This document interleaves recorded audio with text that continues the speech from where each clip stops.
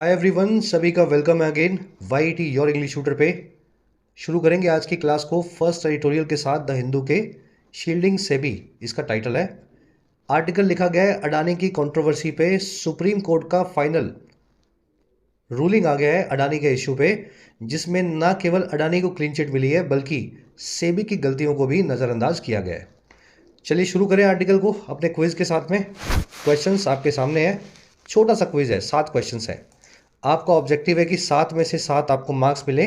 Solution quiz के करवाऊंगा class के लास्ट में। ठीक है, अभी मन से चीज़ों को सीखो और इस क्विज पे अपने को अप्लाई करना है। चलिए आइए क्लास को शुरू करते हैं, कुछ नया सीखते हैं।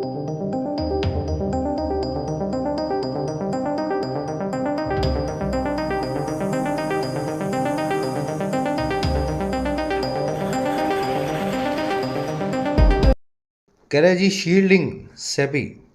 सेबी तो आप समझते ही होंगे, security and exchange board of India, Bharat सरकार की वो एजेंसी जो स्टॉक मार्केट्स को कंट्रोल करती है, स्टॉक मार्केट्स में कोई गलत काम होने से रोकती है।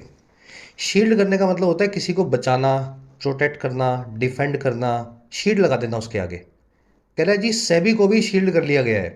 सेबी ने कुछ गलतियां शायद की होंगी, लेकिन किसी भी गलती को सुप्रीम कोर्ट ने अपने फैसले के अंदर एक्नॉलेज नहीं किया।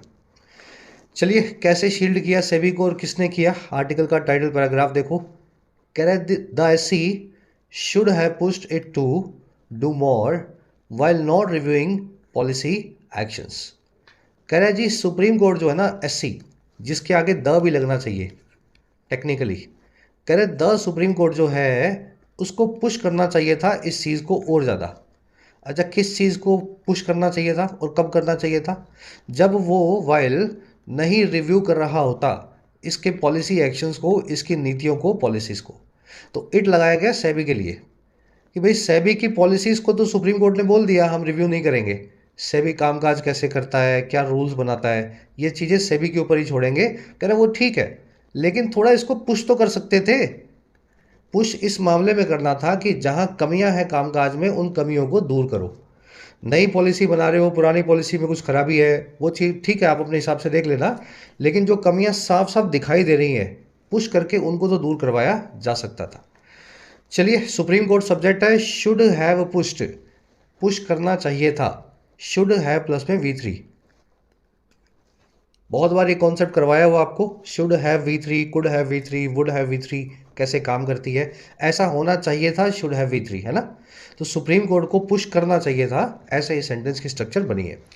चलिए आगे बढ़े, सारी वोकैब पे नज़र डालते हैं आर्टिकल की, ताकि स्मूथली पढ़ सकें इसको। क्लास को एक लाइक और एक शेयर जरूर से देना। टेलीग्राम ग्रुप को ज्वाइन करने के लिए आपको @योर इंग्लिश ट्यूटर टाइप करना है, टेलीग्राम में आपको ग्रुप मिल जाएगा।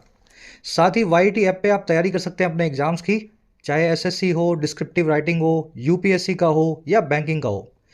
ऐप का लिंक कमेंट सेक्शन में दिया गया है।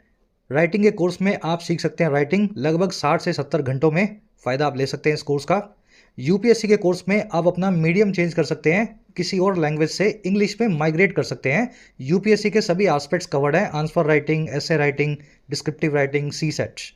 एसएससी और बैंकिंग के कोर्स में आपको सारे वैरायटी के क्वेश्चन सोल्व करना सिखाया जाता है। 100 से सवा घंटों के कोर्सेज हैं, आप भरपूर अपनी प्रैक्टिस कर सकते हैं।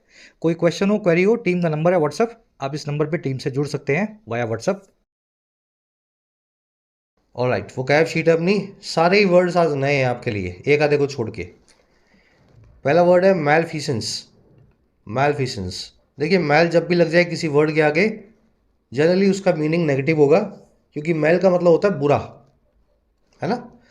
तो मैलफिसेंस का मतलब होता है रॉन्गफुल या बुरा कंडक्ट एक अथॉरिटी फिगर के द्वारा, किसी सरकार के पीएम के द्वारा, मिनिस्टर के द्वारा, किसी ब्यूरोक्रेट के द्वारा, किसी प्राइवेट कंपनी के सीईओ के द्वारा, है ना। तो ये जो बड़े बड़े लोग होते हैं, अथॉरिटीज़ होते हैं, जब ये कुछ गलत काम करते हैं उसको बोलते हैं malfeasance. The accountant was arrested for financial malfeasance after evidence surfaced of fraudulent activities. Accountant को अरेस्ट कर लिया गया फाइनेंशियल मैलफिसेंस के लिए, आर्थिक जो है खराबी के लिए, गड़बड़ी के लिए, जब एविडेंस निकल करके आई, सरफेस करके गई फ्रॉडुलेंट एक्टिविटीज़ की, गलत कामों की। ठीक है, तो फाइनेंशियल मैलफिसेंस आप समझ गए होंगे, पैसे में घोटाला। इसको मिसकॉन्डक्ट या इम्प्रॉपर्टी भी बोलते हैं। आप ये वर्ड मैलफिसेंस आर्टिकल में देखेंगे। अगला वर्ड है जी एंट्रीटी। एंट्रीटी का मतलब होता है किसी से रिक्वेस्ट, और कैसे, वो बेगिंग वाली रिक्वेस्ट। किसी से आप गिड़गिड़ाते हो ना, तो गिड़गिड़ाना जो होता है वो गिड़गिड़ाहट होती है एंट्रीटी। ये वर्ड बना है एंट्रीट नाम की वर्ब से, और एंट्रीट का मतलब होता है गिड़गिड़ाना, रिक्वेस्ट करना किसी को बहुत ही ज़्यादा। The convict made a heartfelt entreaty to the जज फॉर मर्सी। कॉन्विक्ट ने एक हार्ट फेल्ट एंट्रीटी की, एक दिल से गिड़गिड़ाने वाला काम किया जज के सामने, मर्सी के लिए, दया के लिए, रहम के लिए। चलिए, वर्ड आर्टिकल में आएगा एंट्रीटी। अगला वर्ड है शारीनेस। देखिए, शारीनेस और वेरीनेस एक ही वर्ड्स है। वेरी का मतलब होता है कॉशियस, VARWAR, है ना, ऐसे वाई। वेरी से ही शारी बनता है, उसका मतलब भी होता है कॉशियस। किसी चीज़ को करने से पहले जब आप फूंक फूंक के कदम रखते हैं, है ना, उसको बोलते हैं शारी नेस या वेरीनेस। एहतियात भी बोल सकते हैं इसको, अगर हिंदी भाषा में आप समझना चाहें तो। हीडफुलनेस, केयरफुलनेस, कॉशियसनेस सभी इसके सिनोनिम है। The mechanic inspected the vintage car with great chariness. Mechanic ने इंस्पेक्ट किया, देखा अच्छे से इस विंटेज कार को बहुत शारीनेस के साथ, बहुत एहतियात के साथ, है ना, कोई चीज़ मैं ख़राब ना कर दूँ। विंटेज कार क्या होती है पता है आपको? 40 50 60 साल 70 साल पुरानी कारें जो अब नहीं बनती हैं, है ना, नहीं बनती हैं, और उन पुरानी कारों के दाम बहुत बढ़ जाते हैं। 70 साल 80 साल पुरानी कार है, उस वक्त के दाम से आज 50 गुना ज़्यादा दाम पे आपको मिलेगी। तो ये होती है विंटेज कार, इनका कलेक्शन किया जाता है। तो उसने बहुत शारीनास या एहतियात के साथ में कार को इंस्पेक्ट किया कि मैं कोई चीज़ तोड़फोड़ ना कर दूँ। ये वर्ड बड़ा नया है आपके लिए, आर्टिकल में आप देखेंगे। ये वर्ड आप कर चुके हैं पहले, कैटेगोरिकल। देखिए, कैटेगोरिकल वर्ड बना कैटेगरी से, और अगर मैं आपसे कोई सवाल पूछूं तो जनरली उसका जवाब दो ही कैटेगरी में होना चाहिए, अगर आप साफ साफ उसका जवाब दें, हाँ या ना। तो कैटेगोरिकल का मतलब होता है जी दो कैटेगरी का जवाब। क्लियर कट कोई चीज़ होती है उसको बोलते हैं कैटेगोरिकल। अगर आपने मुझसे कुछ मांगा और मैंने आपको मुंह पे ही मना कर दिया कि नहीं दूंगा, तो मैंने एक कैटेगोरिकल रिफ्यूजल दिया है आपको, क्लियर कट बोल दिया नहीं मिल सकता। समझ पाए आप इस बात को? Categorical. The people of the nation have shown their categorical support to the elected government. देश के लोगों ने दिखाया है अपना क्लियर कट सपोर्ट चुनी हुई सरकार के लिए, इलेक्टेड गवर्नमेंट के लिए। कैटेगोरिकल को एब्सोल्यूट, अनइक्विवोकल, अनक्वालिफाइड, अनएम्बिगुअस और एम्फेटिक वर्ड से भी बताया जाता है। ये सारे वर्ड्स मैं तोड़ तोड़ के, ब्रेक कर करके करवा चुका हूँ। जो बच्चे क्लास में रेगुलर रहते हैं, इन सभी वर्ड से आप जानते होंगे, इनसे अच्छे से आप वाकिफ़ होंगे। और जो बच्चे क्लास में नए हैं, 1 1.5 महीना 2 महीना क्लास को लो रेगुलर, ये सारे वर्ड ब्रेक हो जाएंगे, कई कई बार हो जाएंगे। चलिए, एम्फेटिक क्या होता है जी? जिस चीज़ में आप एम्फोसिस रखें, वही कैटेगोरिकल वाली बात है। आपने मुझसे मांगा, भाई मैं आपकी गाड़ी ले जाऊं 10 दिनों के लिए, मैंने बोल दिया भाई गाड़ी नहीं मिल सकती, मुझे ऑफिस जाना है। तो मैंने कैटेगोरिकल रिफ्यूजल तो दिया ही दिया है। ये एम्फेटिक भी है जिसमें एम्फोसिस डाला हुआ, मैंने जोर दे के बोला नहीं मिल सकती गाड़ी। समझे? एम्फेटिक या कैटेगोरिकल। चलिए, लास्ट वर्ड है अपना आज का। लास्ट वर्ड है जी मर्क्यूरियल। ये वर्ड बना है मरकरी से। मरकरी को क्विक सिल्वर भी बोलते हैं। मरकरी को अगर आप रूम टेम्परेचर पे रखें, मरकरी जो एलिमेंट है उसको रूम टेम्परेचर पे रखें, तो ये सिल्वर कलर का होता है और लिक्विड होता है ये एक मेटल, लेकिन है ये लिक्विड। पारा देखा होगा ना आपने, पारा थर्मोमीटर्स में भी होगा। तो ये पारा जो है लिक्विड फॉर्म में रहता है रूम टेम्परेचर के ऊपर। तो ये एक ऐसा मेटल है, एक ऐसी धातु है जो जिस बर्तन में डालोगे वहाँ पे बदल जाएगी, उस बर्तन के आकार में। इसको आप ग्लास में डालोगे मरकरी को, तो ग्लास के आकार में आ जाएगा, है ना। इसको आप लोटे में डालोगे, बर्तन में डालोगे, तो ये बहुत चेंजिएबल है। होना नहीं चाहिए, मेटल्स तो हमेशा कड़े होते हैं। लोहा देख लो आप, तांबा देख लो, कॉपर देख लो, है ना, मेटल्स तो बहुत हार्ड होते हैं। लेकिन मरकरी एक ऐसा मेटल है जो बहुत चेंजिएबल है। तो यहीं से हमने मर्क्यूरियल नाम का वर्ड बना दिया अंग्रेजी में, ऐसी चीज़ जो बहुत जल्दी बदलती हो। अगर कोई मर्क्यूरियल मूड का आदमी है तो उसका वही है, वो 1 मिनट में मूड बदल देगा, कभी गुस्सा हो जाएगा, खुश हो जाएगा, हंसने लगेगा। Fashion designing is a mercurial business. Fashion designing जो है बहुत ही फास्ट बदलने वाला व्यापार है, बिजनेस है। मर्क्यूरियल को कैप्रिशियस भी बोलते हैं। You will see the word capricious in the article today. लेकिन इसका मतलब ये नहीं है बाकी के वर्ड्स आपको ना बताऊं। इरेटिक भी होता है, क्विक सिल्वर भी, फिकल भी, विगेरियस भी, अनप्रिडिक्टेबल भी, सभी इसके सिनोनिम्स हैं। ठीक है, आज कैप्रिशियस आर्टिकल में देखेंगे, पल में तोशा पल में माशा, कैप्रिशियस। चलिए, थोड़ा हैवी है आज का आर्टिकल, चैलेंज करेगा आपकी रीडिंग के स्किल्स को। वोकैब भी आपने देखी काफ़ी अच्छी है। डरना घबराना बिल्कुल नहीं है, मेरे साथ पढ़ रहे हो, हर चीज़ आपको अंडरस्टैंडिंग आनी चाहिए 100%। ठीक है। देखिए, आज का जो आर्टिकल है लिखा गया है डिसअपॉइंटिंग टोन में, निराशा वाली टोन में। और निराशा इस चीज़ की है इस आर्टिकल को कि सुप्रीम कोर्ट ने अडानी की जो कंट्रोवर्सी है और इस कंट्रोवर्सी को जो तहकीकात करने वाली एजेंसी है सेबी, इन दोनों को क्लीन चिट दे दी है। लेकिन कई ऐसे सवाल थे जिनका अगर जवाब करने की कोशिश करती सुप्रीम कोर्ट तो इन दोनों की खामियां दूर हो जाती, इन दोनों को क्लीन चिट शायद ना मिलती। अब ऐसे कौन से सवाल हैं? पहला सवाल ये है कि सेबी के कुछ रूल्स ऐसे हैं जिनका अडानी परिवार फ़ायदा उठाता है, अडानी ग्रुप फ़ायदा उठाता है गलत तरीके से। तो सुप्रीम कोर्ट ने इन रूल्स पे सेबी को ही बोल दिया कि आप ही बताओ क्या ये गलत है क्या? मतलब मेरी ही कमी है और मेरे ऊपर मेरा बॉस मुझसे ही पूछे कि तुम ही बताओ क्या तुम्हारी कमी है? अब सेबी क्या जवाब देगा? सेबी तो यही बोलेगा नहीं नहीं ये सब ठीक है। फिर दूसरा ये, सेबी की इन्वेस्टिगेशन में कुछ खामियां थी लेकिन उन खामियों के अंदर सुप्रीम कोर्ट गया ही नहीं।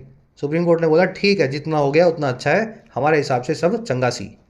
तो हमारा आर्टिकल कह रहा है कि ये एक एग्जाम्पल है जुडिशियल एब्सटिनेंस का। जुडिशियल एब्सटिनेंस का मतलब होता है न्यायिक एहतियात, जिसमें आप फूंक फूंक के कदम रखते हो, कोई भी ऐसा फैसला नहीं देते हो जिससे बड़ी उथल पुथल बाजार में या लोगों में मच सके। तो सुप्रीम कोर्ट ने काफ़ी एहतियात बरती है लोगों में उथल पुथल ना मचने देने की। तो यह आज डिसअपॉइंटिंग टोन में लिखा हुआ आर्टिकल है। अब आर्टिकल को शुरू करते हैं। कह रहा है the Supreme court of India's ruling on a batch of petitions filed in the wake of a US based short seller's allegations of malfeasance, including stock price manipulation at the Adani Group of companies, has squarely tossed the ball back to the market regulators court. अच्छे sentence, बड़े अच्छे level के लिखे हुए sentences. कह रहा है जो सुप्रीम कोर्ट ऑफ इंडिया है, उच्चतम न्यायालय है, सर्वोच्च न्यायालय है, कह रहा है उसकी जो रूलिंग है, रूलिंग क्या होता है? फैसला, डिसीजन। और किस पे? एक पेटिशंस के बैच पे। बैच का मतलब है जत्था या ग्रुप, पेटिशंस का मतलब है याचिकाएं, एप्लीकेशंस, अपील्स। तो बहुत सारी अपील्स के जत्थे पे जो इसकी रूलिंग है। और ये कौन सी अपील्स है भाई? अब इस कॉमा को देखो ध्यान से और इस कॉमा को देखो ध्यान से, यही ट्रिक है पढ़ने की। ये बीच में जो लिखा है ना, ये फालतू की इंफॉर्मेशन है। फालतू की मतलब मेन सेंटेंस से इसका कुछ लेना देना नहीं है। आप इस इंफॉर्मेशन को चाहे तो अलग कर सकते हैं सेंटेंस को पढ़ने के लिए खाली। तो मैं इसको अलग कर दूं। तो कह रहा है सुप्रीम कोर्ट की जो रूलिंग है, अब इस कोमा से कोमा के बीच में छोड़ दो। कह रहा है इस रूलिंग ने हैज स्क्वेयरली टॉस्ड, इसने स्क्वेयरली टॉस कर दिया है बॉल को back to market regulators court, market regulator के कोर्ट में, पाले में। मार्केट रेगुलेटर का मतलब है SEBI. Toss the ball back to somewhere का मतलब होता है बॉल को किसी दूसरे के पाले में फेंकना। स्क्वायरली का मतलब होता है सीधे सीधे, क्लियरली। तो सुप्रीम कोर्ट की रूलिंग ऐसे आई है कि सारी बॉल जो है वो फिर से सेबी के पाले में आ गई है। कोर्ट ने बोला जी हमें तो कुछ गलत नहीं दिखा, सेबी बता दे कुछ गलत है तो हम सजा दे देंगे अडानी को। समझ पाए बात को? अपना हाथ कोर्ट ने झाड़ लिया इस मामले से। रूलिंग आपका सब्जेक्ट है, has tossed the ball back इसकी वर्ब है। टॉस्ड, हैज टॉस्ड वर्ब होगी और टॉस द बॉल बैक जो है ये मैंने आपको पूरा फ्रेज जो है समझाया। स्क्वायरली होता है सीधे सीधे, एकदम क्लियरली, फॉर्मली, डायरेक्टली। अब ये बीच में क्या लिखा हुआ है? कॉमा से कॉमा के बीच में कुछ भी नहीं है भाई साहब। ये पिटिशंस के बारे में एडिशनल इंफॉर्मेशन है। कह रहा है ये पिटिशंस वो हैं जो फाइल्ड हैं, वर्ब की third form past participle adjective, जो कि फाइल की गई हैं इन द वेक ऑफ, यानी कि बाद में। और किसके बाद में? अमेरिका के द्वारा बेस्ड, अमेरिका में बेस्ड जो शॉर्ट सेलर कंपनी है हिंडनबर्ग जिसका नाम था, उसकी एलिगेशंस के बाद में। एलिगेशंस यानी आरोप, और एलिगेशंस थे गलत कामों के, मैलफिशंस के, जिसमें शामिल है अपने ही स्टॉक के प्राइस को मैनिपुलेट करना, प्राइस को घटाना या बढ़ाना। और ये सारा काम हुआ था अडानी ग्रुप ऑफ कंपनीज में। पांच छह जो कंपनियां हैं, Adani ports, Adani ENT, Adani greens, Adani Wilmar, है ना, इस सब कंपनियों में। समझ पाए? तो ये सारी इंफॉर्मेशन जो है एडिशनल थी फॉर बैच ऑफ पिटिशंस के लिए। तो ऐसे सेंटेंसेस को पढ़ा जाता है। 4-6 महीने पढ़ लोगे तो जिंदगी भर अंग्रेजी पढ़ना आपके लिए, ठीक है, एक नेचुरल आपका सिक्स सेंस हो जाएगा। चलिए, रूलिंग सब्जेक्ट, हैज टॉस इसकी वर्ब, मैनिपुलेशन यानी छेड़छाड़, मैलफिशंस यानी रॉन्ग डूइंग, गलत काम। कह रहे जी the court has opted to subordinate petitioners entities to protect larger public interest to its shariness to substitute its own wisdom over the regulatory policies of the Security Exchange Board of India। कितना प्यारा sentence है, आधे बच्चों को समझ ही नहीं आया होगा। कह रहे जी ये कोर्ट जो है ना, सुप्रीम कोर्ट, इसने ऑप्ट किया है एक चीज़ को, अच्छा, ऑप्ट करना क्या होता है? किसी चीज़ को चुनना, चॉइस करना। तो सुप्रीम कोर्ट की ये चॉइस रही है, ये चुनाव रहा है कि ये सबॉर्डिनेट करेगा। अब यहाँ पे सबॉर्डिनेट एक वर्ब है। देखिए, सबॉर्डिनेट एक एडजेक्टिव भी है, इसका मतलब होता है आपका जूनियर, है ना। आप अफसर हो, आपके नीचे क्लर्क है, वो आपका सबॉर्डिनेट है। और वर्ब फॉर्म में सबॉर्डिनेट का मतलब होता है इन्फिनेटिव फॉर्म में किसी को जूनियर बनाना, किसी चीज़ को कम प्रायोरिटी देना। तो सुप्रीम कोर्ट ने इस चीज़ को चुना है कि ये कम प्रायोरिटी देगा, सबॉर्डिनेट कर देगा। किसको सबॉर्डिनेट कर देगा भाई? इस पूरी चीज़ को। जो पेटिशनर्स हैं उनकी एंट्रिटीज़ को, जो भी याचिका करता है उनकी सभी एप्लीकेशंस को, उनकी सभी याचिकाओं को। और ये जो याचिकाएं थी, ये थी प्रोटेक्ट करने के लिए लार्जर पब्लिक इंटरेस्ट को, लोगों की भलाई को, कि देखो देखो अडानी गलत काम करता है, अडानी को समझाओ, अडानी को सिखाओ। तो ये पब्लिक इंटरेस्ट को प्रोटेक्ट करने वाली एंट्रिटीज़ को इसने सबॉर्डिनेट कर दिया, नीचे रख दिया। अच्छा, किसके नीचे रखा भाई? अब ये टू लगा के बता रहे हैं। इसने नीचे रखा, सबॉर्डिनेट किया अपनी शारीनेस के, अपने एहतियात के। और एहतियात काहे की थी? एहतियात थी सब्स्टिट्यूट कर देने की अपनी खुद की विजडम को, रख देने की अपने खुद की समझदारी को। और किसके ऊपर? रेगुलेटरी पॉलिसीज़ के ऊपर, नियमों को चलाने वाली पॉलिसीज़ के ऊपर, जो है सेबी की या security exchange board of India की। तो सुप्रीम कोर्ट ने काफ़ी एहतियात रखी। सुप्रीम कोर्ट ने ऐसा नहीं बोला कि सेबी तुम साइड में हट जाओ, हम अपनी विजडम से तुम्हें बताएंगे तुम्हें क्या करना है, तुम्हें ऐसा नहीं करना, तुम्हें वैसा नहीं करना। सुप्रीम कोर्ट ने बोला नहीं भाई, ये तुम्हारा काम है बाजार चलाना, तुम ही चलाओ। हम बड़े एहतियात से बता रहे हैं आपको कि हमारी विजडम को आपके ऊपर हम इम्पोज नहीं करेंगे। और इस एहतियात को सुप्रीम कोर्ट ने सबसे आगे रखा और लोगों की एंट्रिटीज़ को पीछे रख दिया, जो हिंडनबर्ग की आई थी और ना, और काफ़ी लोगों की आई थी कि अडानी को पनिश करना चाहिए। समझ पाए सेंटेंस? मज़ा आया पढ़ के? सुप्रीम कोर्ट सब्जेक्ट है, हैज़ ऑप्टेड वर्ब है। It has opted to subordinate this thing below या टू दिस थिंग। ठीक है, बिलो की जगह सबॉर्डिनेट के साथ में टू लगता है। चलो, एंटिटी यानी किसी के सामने बेगिंग करना, मांगना, किसी से कुछ रिक्वेस्ट करना, आपको समझाया था वर्ड। शारीनेस होती है एहतियात, वारीनेस। कह रहा है in its 46 page order the bench headed by the chief justice of India D.Y. Chandrachud is emphatic in observing that SEBI has prima facie conducted a comprehensive investigation। कह रहा है अपने 46 पेजों के ऑर्डर में ये जो बेंच थी सुप्रीम कोर्ट की, जिसके हेड थे D.Y. चंद्रचूड़ साहब, कह रहा है ये बेंच बड़ी ही एम्फेटिक थी, कैटेगोरिकल थी, साफ साफ कहने वाली थी इस चीज़ को ऑब्जर्व करने में। दैट वो ये कि सेबी जो है उसने प्राइमा फेसी कॉन्डक्ट किया है। प्राइमा फेसी मतलब देखने में, प्रथम दृष्टया हिंदी में बोलते हैं इसको, है ना। अपेरेंटली देखने में ऐसा लगता है प्राइमा फेसी कि सेबी ने कंडक्ट किया है एक डिटेल्ड इन्वेस्टिगेशन को, एक बहुत ही थोरो जांच को। कह रहे जो कि इंस्पायर करती है कॉन्फिडेंस को, दैट इंस्पायर्स कॉन्फिडेंस। और साथ में क्या बोला इसने, सेबी ने, सुप्रीम कोर्ट ने, and that the facts of this case do not warrant A transfer of investigation from SEBI. और जो भी फैक्ट्स हैं इस केस के, जो भी तथ्य हैं, वो बिल्कुल भी वारंट या रिक्वायर नहीं करते हैं इस चीज़ को कि ये केस को ट्रांसफ़र कर दिया जाए, इन्वेस्टिगेशन को सेबी से, है ना, इसको सीबीआई या ईडी को दे दिया जाए, ऐसा कहीं भी हमें नहीं लगता। और क्यों? Given that prima facie no deliberate inaction और इनएडिक्वेसी वाज फाउंड। कह रहे जी वो इसलिए क्योंकि देखते हुए इस चीज़ को, गिवन दैट कि प्राइमा फेसी देखने में, प्राइमा फेसी यानी देखने में, कोई भी जानबूझ करके किया गया इनएक्शन या कोई इनएडिक्वेसी पाई नहीं गई। हमें सेबी को देख करके नहीं लगता कि जानबूझ करके सेबी हाथ पे हाथ धर के इनेक्ट करके बैठा हो या उसकी कोई कमी हो इन्वेस्टिगेशन में। और किस में? In the regulars conduct of this probe, regulator के, सेबी के कॉन्डक्ट में, करवाने में, इस पूरी जांच को, इन्वेस्टिगेशन को, प्रोब को। लंबा सेंटेंस है, देखो कहाँ से कहाँ तक है। रिपीट कर दो एक बार, इजी सेंटेंस है ये। 40 पेज का ऑर्डर निकाला सुप्रीम कोर्ट ने, और किसने निकाला? बेंच ने निकाला इनकी, जिसके हेड थे हमारे चीफ जस्टिस चंद्रचूड़ साहब। कह रहे इस ऑर्डर में साफ साफ ये लिखा हुआ था, एम्फेटिक मैनर में ये ऑब्जर्व किया गया था कि सेबी जो है देखने में ऐसा लगता है कि उसने बहुत डिटेल्ड इन्वेस्टिगेशन की है, और ये ऐसी इन्वेस्टिगेशन है जिस पे हमें पूरा भरोसा है। ये इंस्पायर करती है कॉन्फिडेंस को, जो भी इस जांच की रिपोर्ट को पढ़ेगा उसको भरोसा हो जाएगा सेबी में। और फिर ये भी लिखा इन्होंने साफ साफ कि इस केस के जो तथ्य हैं वो बिल्कुल भी रिक्वायर या ज़रूरी नहीं बनाते हैं इस चीज़ को कि इस सेबी की इन्वेस्टिगेशन को ट्रांसफ़र करवा दिया जाए किसी और एजेंसी से, पूरी जांच हो। और ये क्यों ऐसा? कह रहा है जी देखते हुए इस चीज़ को, गिवन दैट कि देखने में कोई भी डेलिब्रेट इनएक्शन और एडिक्वेसी हमें नहीं मिली। डेलिब्रेट यानी जानबूझ करके, इनएक्शन यानी ढिलाई, इनएडिक्वेसी यानी कमी। कोई ढिलाई या कमी हमें नहीं मिली सेबी के इस प्रोब को कंडक्ट करवाने के तरीके में। अब मेरे ख्याल से सेंटेंस समझ में आया होगा। बेंच जो है इसकी वर्ब है इज, सेबी की वर्ब है has conducted, SEBI has conducted a investigation. Investigation के लिए दैट आया, दैट की वर्ब है इंस्पायर्स। इंस्पायर कॉन्फिडेंस करना यानी भरोसे को जगाना। फैक्ट्स ऑफ द केस की वर्ब है डू नॉट वारंट, वारंट करना यानी किसी चीज़ को रिक्वायर करना, किसी चीज़ को ज़रूरी बनाना। इनएडिक्वेसी और इनएक्शन, इन दोनों की वर्ब है was found. Was found passive voice है, इसको पाया नहीं गया, है ना, पैसिव वॉइस के अंदर।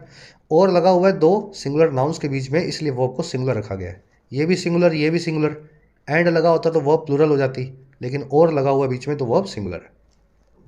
कह रहा strikingly the bench has completely skirted the fundamental questions that the court appointed expert committee in its May 2023 report had opted to leave as a matter between SEBI and the court।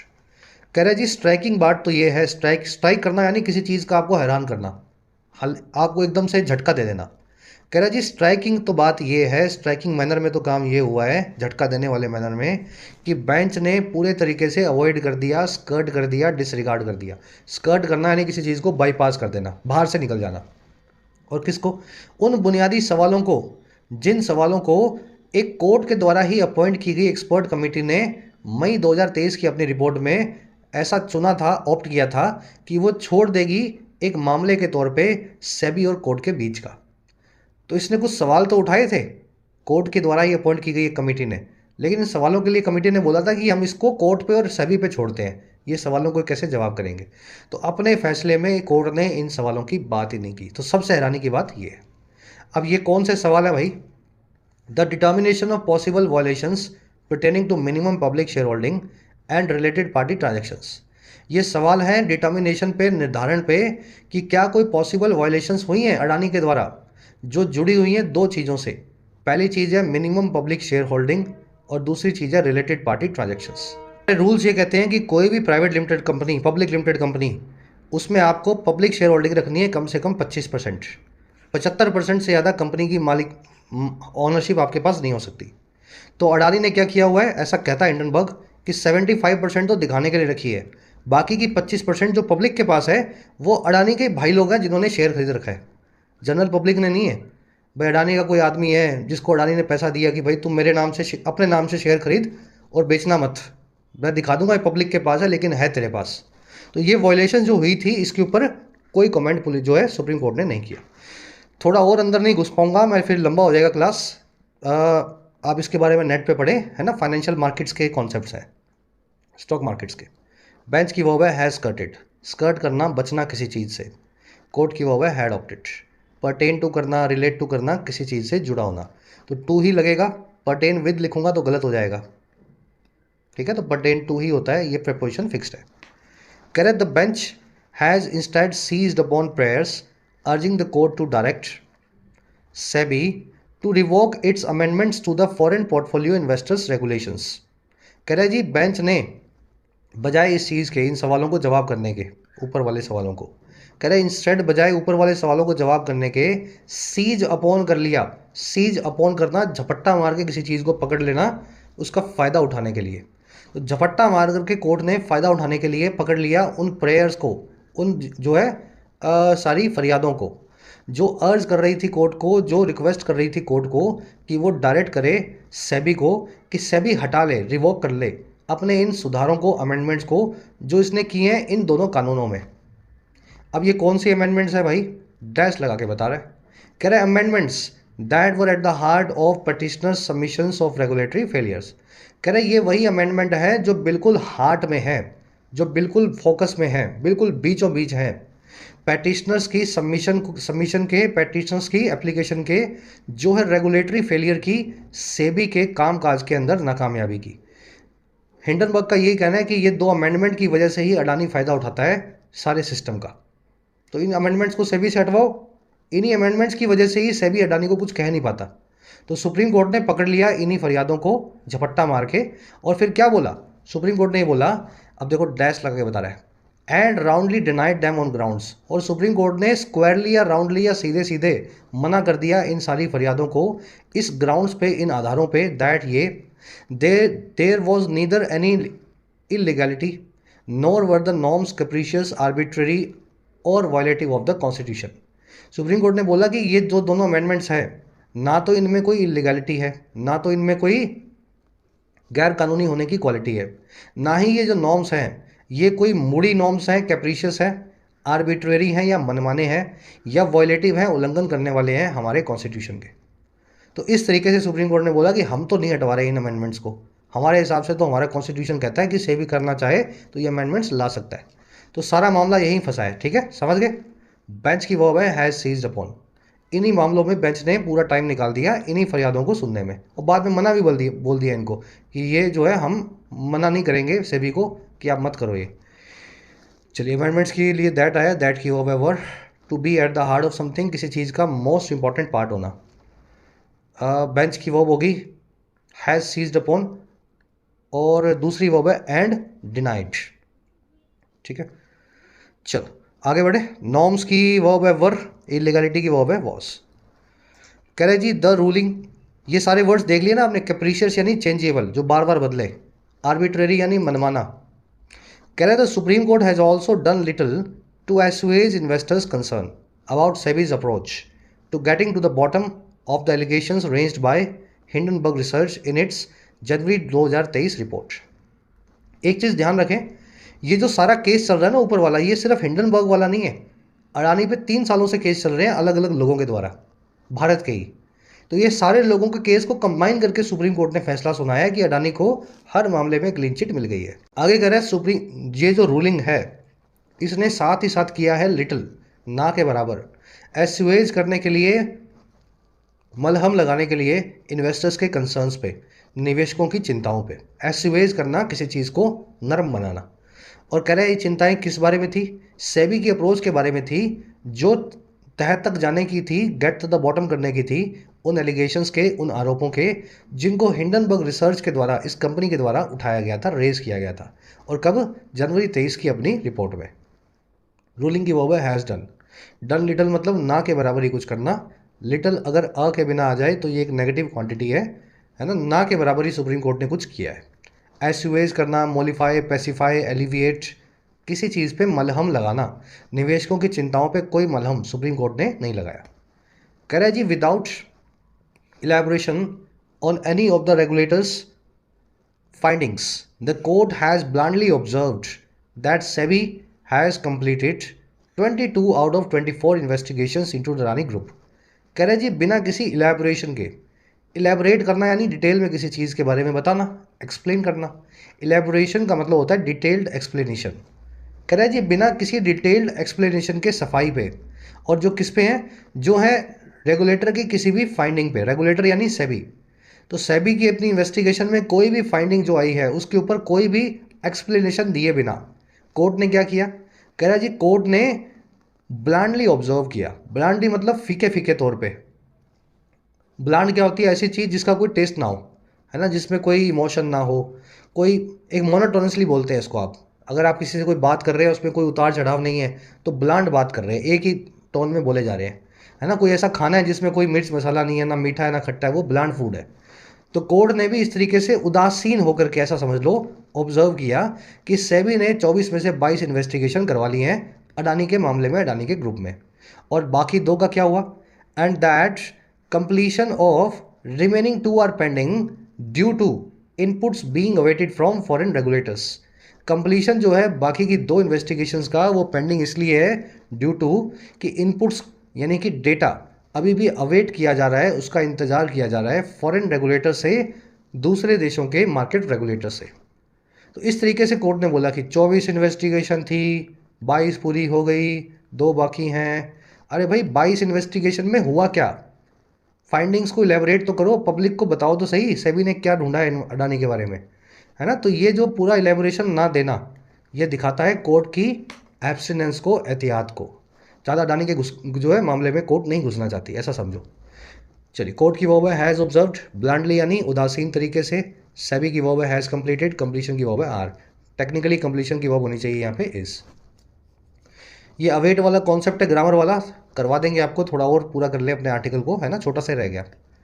कह रहे the bench has directed SEBI to complete these expeditiously. Bench ने direct किया है सेबी को कि complete करे इन सारी जो है इन्वेस्टिगेशंस को फटाफट से, एक्सपेडिशियसली यानी क्विकली। एक्सपेडिशियसली, एक्सपेडिशियस, क्विक, फास्ट, है ना, वहीं से वर्ड बना है। आज के वोकैब शीट में नहीं आया लेकिन अच्छे से करवा चुके हैं वर्ड आपको। कह रहे जी while the court's reluctance to review the policy actions of a sophisticated regulator is understandable.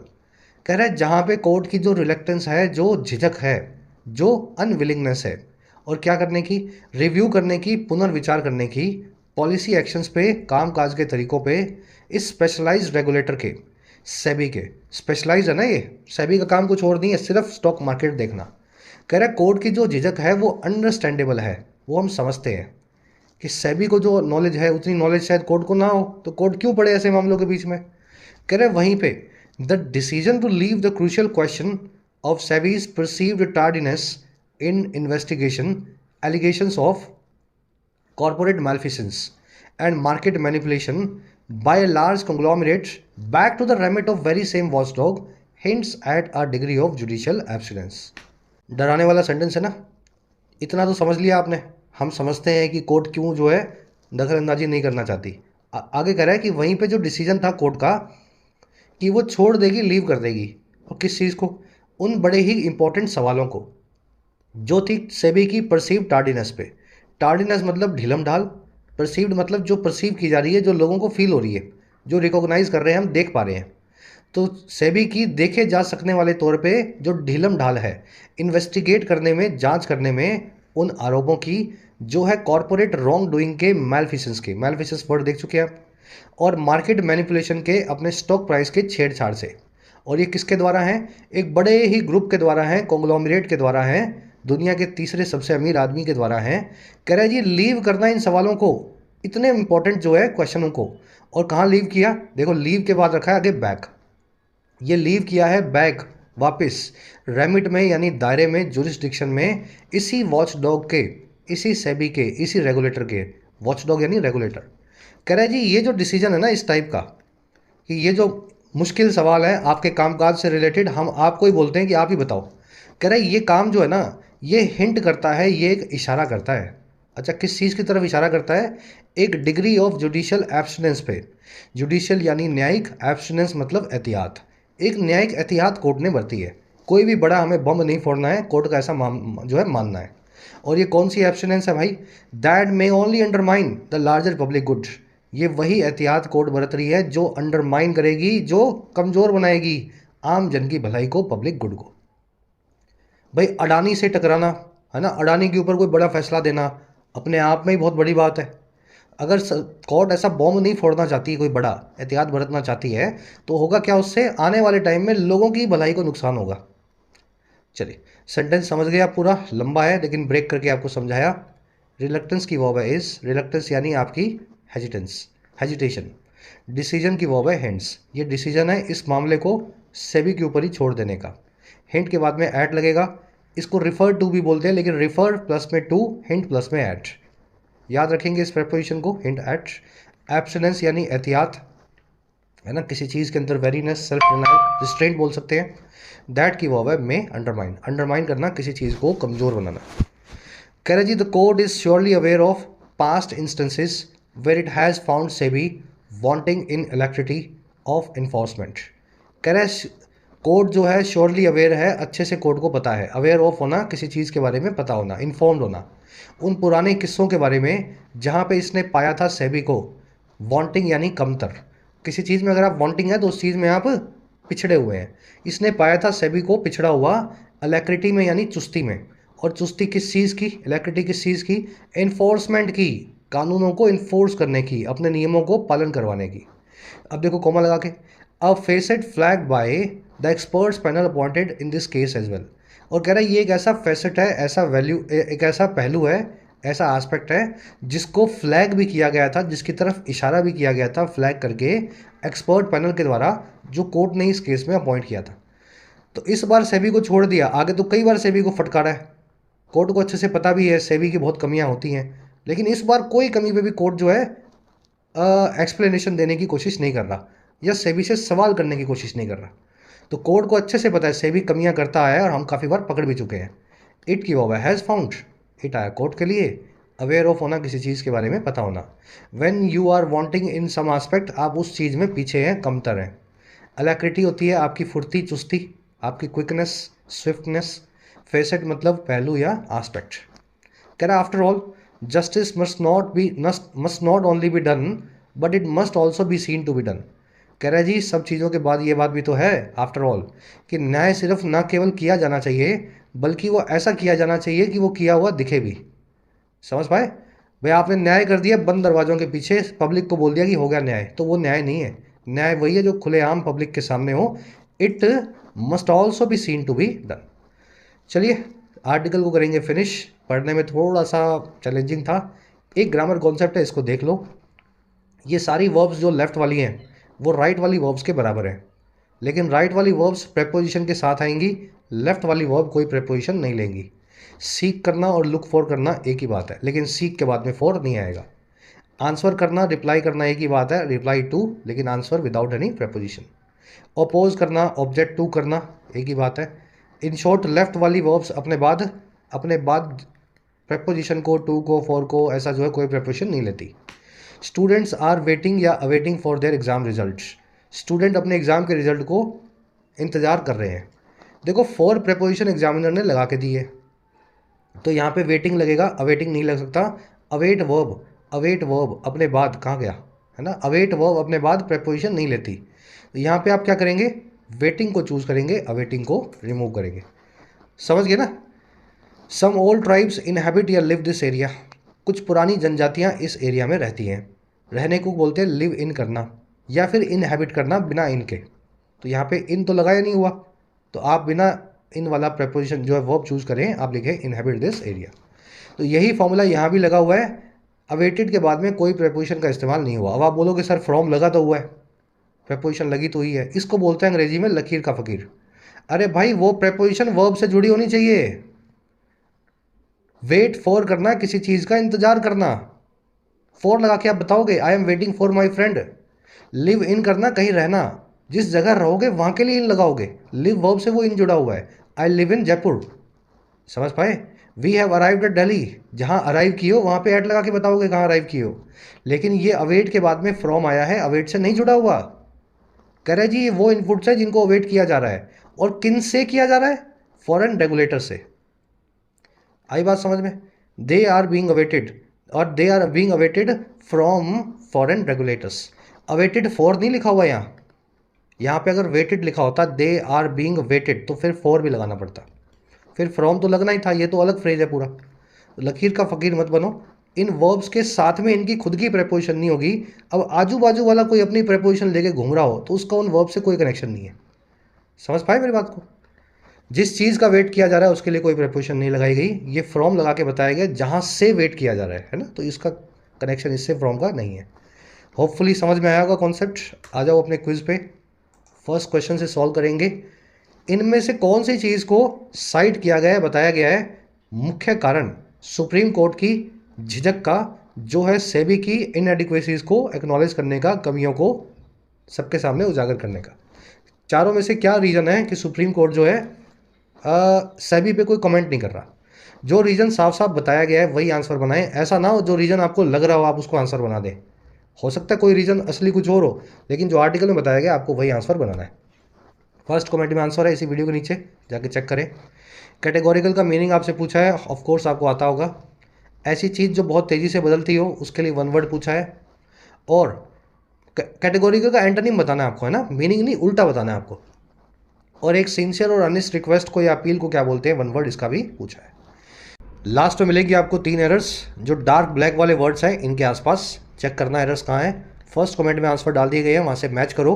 Out of 7 कितने मार्क्स मिले जरूर से बताना। कल की क्लास में आपसे लेंगे मुलाकात। Until then.